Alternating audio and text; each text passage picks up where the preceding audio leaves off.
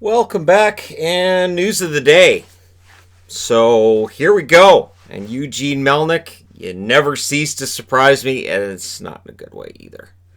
As all this information comes out, and man, social media is having a field day with Eugene Melnyk today. But let's start with good news. Good news, and it's good news for more than one reason. And I think this is important. So Xavier Gutierrez has been hired by the Arizona Coyotes. He is the first Latino president, CEO, and alternate governor in NHL history. Makes sense? Alex Mariuelo hires him, the first Latino owner in NHL history. Now, the interesting part isn't just that, and that's interesting enough. It is the 8th president this team's had since they moved to Phoenix. And they played as the Phoenix Coyotes, now they're the Arizona Coyotes. Yeah. Now, the interesting part to me is he's business executive. He's a business-minded guy. He is a numbers guy.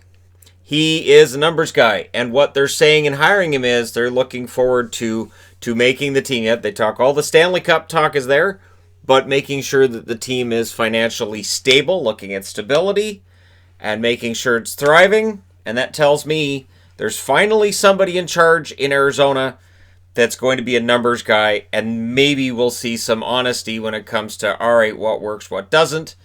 And now, if Arizona fans are going to say, is he talking about moving the team? No, I'm talking about having people in charge that are smart enough to know how to make it work.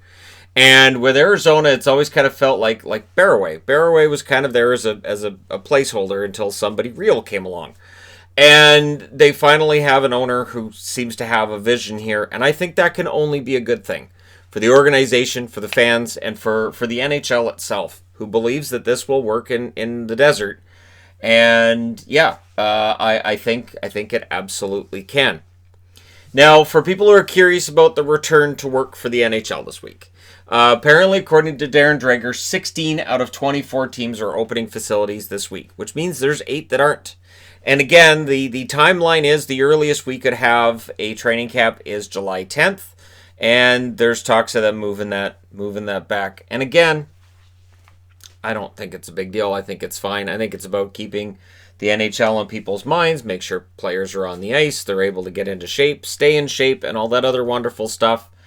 And even if they end up just saying, forget it, we're not doing it this summer, it keeps the NHL in the conversation, and we'll see how things are going forward. But 16 teams will be doing their workouts, again in groups of 6, and different cities have different availability when it comes to how many players are actually going to be involved and all of that wonderful stuff. So there's your good news. Eugene Melnyk. Now I've been wanting to do like a series, because a lot of other series are running their course and running out, and I'm thinking, I can do a series on each team and ownership. Good ownership, bad ownership, that kind of thing. And do an owners series. And maybe I don't have to go in order. Maybe I can do on different owners that we've seen. And some humorous stuff we've seen with owners. And isn't this great? Eugene Melnyk, in parting ways with the Sens Foundation, he has trucked out his new administrative assistant to the vice president, his assistant to the regional manager, his new Dwight Schrute, who's just going to be thrown under a bus at some point. Because that's what happens in Ottawa, is that eventually you just get thrown under the bus by Melnyk. Even though Melnyk at this point, honestly, I can't do this anymore, because we're getting past the point of just, he's kind of a curmudgeon. He's kind of tight with his money. Now we're getting straight into corruption territory. And so there's a lot of talk about how, and I've seen people saying on social media, if the NHL's ever going to step in and say we need a new owner for the Senators, this should do it. So last week, of course, I reported that the Senators Foundation parted ways with the team, which is weird, right? And they parted ways with the team because Melnyk's trying to tell them how to spend their money. Now, his new Dwight Schrute is coming out. You know what? Yeah, let's go ahead and put Dwight right up here on the board, because that's how it's going to end up. It's going to end in tears. So it's going to end in tears. This is the new CEO for the Sens. I don't even care. Okay, it doesn't matter. It's one of those things where I know at my old job, there were times where I wouldn't get to know names. They'd hire like 15 new people. I'd be like, I'm not going to worry about names until about a month from now and see how long they last. I get that way with Ottawa Senators management types. So they're saying, the new Dwight Schrute is saying, hey, we just want to have some say about, getting rid of waste and running the charity better. And they won't let us do that, so we're going to find a new charity. Good luck. They were charging him $100,000 in rent a year, something along those lines. Holy crap. So in 2018, get this, in 2018, like they wanted the charity to give money to organ donation awareness, right? That's how this all felt. But I want you to give money. Okay, you got it. Now in 2018, $100,000 was given by the Sens Foundation to the Organ Project. It's weird enough to see a charity giving money to another charity. Now I kind of get it. I kind of sort of get it. And this was, I'm not saying that he prodded this to happen, but he probably did. It's a Toronto charitable foundation set up by Eugene Melnyk in 2016. He had his own organ surgery in 2015. Sets up his own charity in 2016. It's a good story. It's Melnyk. No, it's not. So the CRA shows, now that's of course the IRS in Canada. CRA is the Canadian version of the IRS. That Melnyk's charitable foundation, the Organ Project, had $991,708 in revenues. What that tells you is Melnyk wouldn't chip in an extra $9,000 to make that an even $1 million. He said no. Now they invested $5,000 of their income in organ donor awareness. That's 0.49% that they donated in organ donor awareness. Oh, good. That's fantastic. Out of $991,000, they gave $5,000. That's basically just, hey, do you know about organ donation? Yep.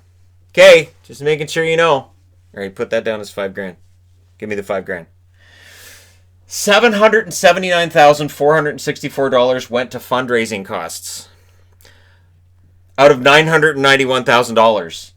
$238,118 went to management and administration. Please, for the love of God, tell me that Eugene Melnyk wasn't pocketing money. I don't see that here, but please, for the love of God, tell me he wasn't pocketing money from his own foundation. Please. It shut down last year, the Organ Project, and they said they were going to reopen in the spring. It hasn't happened. Now, of course, we're going through the end of the world, so maybe that's part of the reason why. I want Dwight Schrute to tell us what's going on. But they have $224,902 in unpaid debt. How do you make $1 million? How does this happen? And then, and for them to come out and kind of go, well, the Sens Foundation doesn't distribute its money properly. We need to let Eugene decide where the money goes. No, we don't. We really, really, really don't. I don't even know what other words I can use to describe this situation other than, what is it going to take? What is it going to take for somebody somewhere to say, maybe this guy isn't the right owner. Maybe this isn't the right situation. Maybe it's time to look in another direction. I don't know what to do, because the NHL's not going to come out and do anything. The NHL's reaction is basically, to this point, this. It's Michael Scott. It's it's whatever. It's fine. It's fine. And Dwight over here can be crying about where the money's not going. But it's seriously, he's fighting with a charity. And apparently this is just going to keep going. And we're going to hear other stuff. Dear Lord, what in the world? How do you fight with your own charity? And how do you okay. Shove that aside. There's got to be a Eugene Melnyk video coming. I have to do it. It is for the good of the National Hockey League that I can discuss this.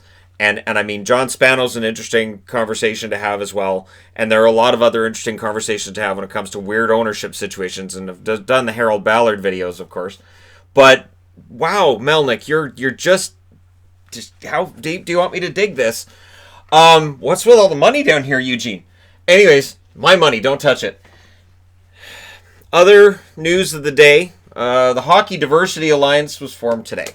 So this is to look at issues within hockey, and this is, in the world of hockey and how to address this.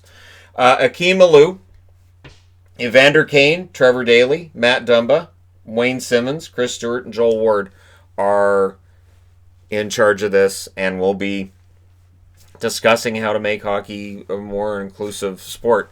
We've had hockey is for everyone for a while, and the message kind of sort of doesn't resonate, because there are certain times where the NHLs seem kind of tone deaf on certain things, and so it's good that they're... Now keep in mind, they were talking about forming 4 different committees, so this would be one of them. And so we'll see what the other 3 are, how this is all going to work. And again, this is just to try to make it so that you feel like if you like hockey, you can go out and play hockey, and you won't necessarily get harassed for playing hockey. And again, it's a lot to tackle. Not going to lie, it's a lot to tackle. And it's a long road ahead, but we'll see how that goes. Now, I mentioned Minnesota yesterday and the 3 goalie rotation. Now, Vancouver, there are talks that Brogan Rafferty, who had a very good season in Utica, Olli Juolevi are among the possibilities on the Vancouver blue line. But what's more interesting to me, too, is Travis Green's thinking is really smart. And this is something that I think is really important when you look at coaches and how they approach it. He wants to do a long run. This idea of Vancouver winning the play-in and being happy with themselves, no. He's going, no, we're not just thinking about winning the play-in. We're going, okay, then how do we win the next round? And then how do we win the next? And then how do we win the next? One thing about hockey and about playoff tournaments in general is you don't have to worry about beating every team in the league. You have to beat 4. Now, this year it's 5 for the teams with the play-in. It's 4 for the teams that have the bye. You only have to worry about 4 teams. You don't have to worry about what everybody in the league is doing, just those 4. And it's different from the regular season for that reason. And so, I think we'll see some underdogs coming through this year. I think it's going to be a year where, any team that's in it can win it. And, there are coaches saying, any team that's in this right now, with the amount of time we've had off and the health that everybody's going to be, hopefully putting out, full rosters, anybody can win this. So I like the fact that Travis Green's saying, no, we're not just looking at the play-in. We're looking at the big picture. And I believe him. I do. I believe him. So we'll see. That Vancouver-Minnesota series, it's gaining some interest from me as weeks go by. And again, I'm not going to be doing previews of the series until we get a better idea of when they're going to happen and who's actually going to play and which players are going to sit out, whether it's due to safety reasons, saying, you know what, I got to keep my family safe, keep family safe, keep myself safe. I've got, people in my life who are, vulnerable, and I have to watch or maybe they have an underlying health condition. And of course, there will be injury issues as well, where players are still nursing injuries and are not able to play in this play-in, or players on the bye teams that won't be able to play. So I feel like it's better to just kick that down the road a little bit further.